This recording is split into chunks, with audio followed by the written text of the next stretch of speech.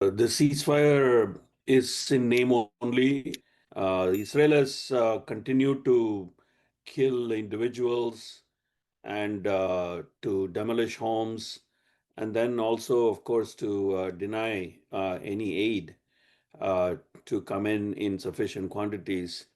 So the ceasefire process has been not at all fully implemented.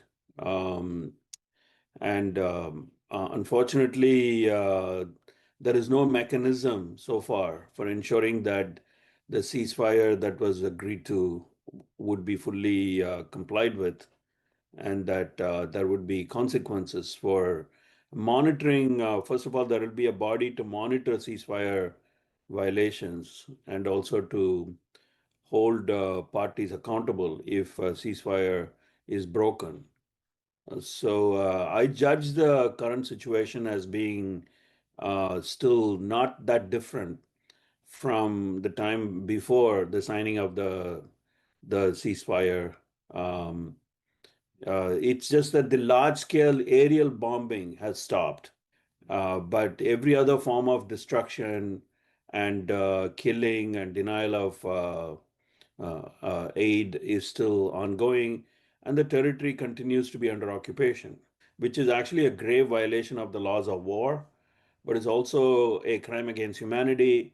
And because of the way in which Israel has been waging a genocide in Gaza, it's also part of an act of genocide. And I've pointed this out many, many times, including to your own organization before. Um, so this is actually a very unfortunate situation. And those acts of demolitions are completely contrary to international law. I've said it many, many times before.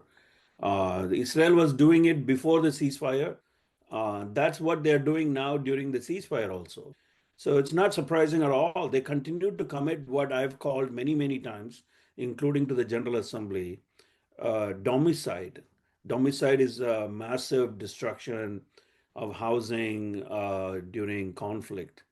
And we need to really recognize this as an act of war, as an act of genocide, as well as a crime against humanity. It's a very dire situation. More than 288,000 families of Palestinians in Gaza are without adequate shelter right now.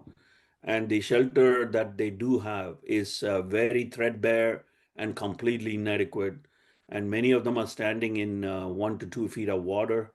The areas are flooded.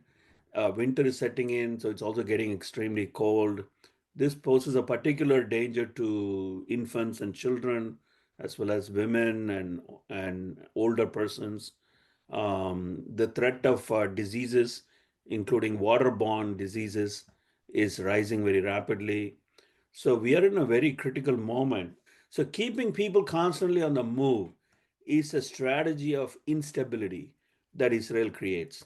Because that's really the only way to ensure that Palestine, the part of Palestine which is Gaza, can be gradually appropriated to be under more and more Israeli control. So it's really part of a strategy of annexation, which is very, very unfortunate that it's allowed to continue like this.